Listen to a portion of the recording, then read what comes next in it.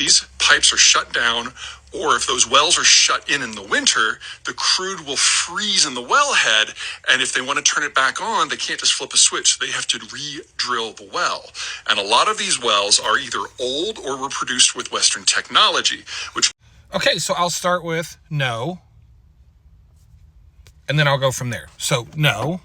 But what Peter Zane is talking about here is how Ukraine has damaged so much of Russia's infrastructure, refining, oil export hubs and all of this, that it's causing a backup in the system, which is true.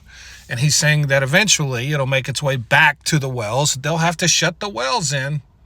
And it's so cold in Western Siberia, they'll have to re-drill them because everything will freeze. That is not at all true.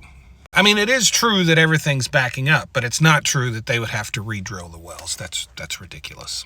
But it is true that shutting in large oil fields, especially in a place like Western Siberia, where it's unbelievably cold, can cause a lot of problems. And it is true that unless Russia is capable of getting some of these refineries back online, they will have to start shutting in wells. There will be more Russian production go offline. They've already, shut down some pipelines. But they don't just shut these things in and walk away. That's not how this works at all. They will have some procedure in place, depending on particular wells, where they are, what they produce, to mitigate these freezing problems. They can treat the wells chemically before they shut them in to prevent them from freezing up. They can also use external devices, heating devices. There's a ton of things they can use. But even if the wells did freeze up, they wouldn't have to re-drill them. That's just not a thing. And if they don't do all the things they need to do to shut all this stuff down properly, including the pipelines, it could cause a big headache. Pipelines would have to be either treated or purged or whatever to ensure nothing builds up and it doesn't technically freeze. It just gets really thick to where it won't flow anymore. But when you say they have to re-drill all these wells, that leads people to believe that this would be a long-term shutdown.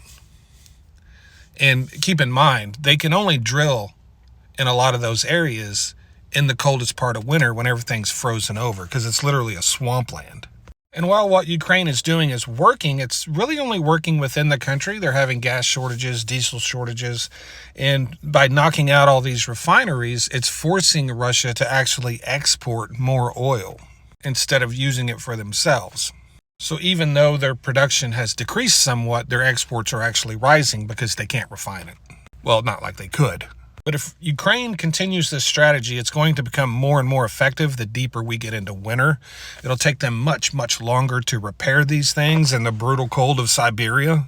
Just the weather itself will create another entire host of problems. So I think the real impacts of this new strategy by Ukraine to hit Russia's energy is really going to be realized the most in the coldest part of winter in Russia.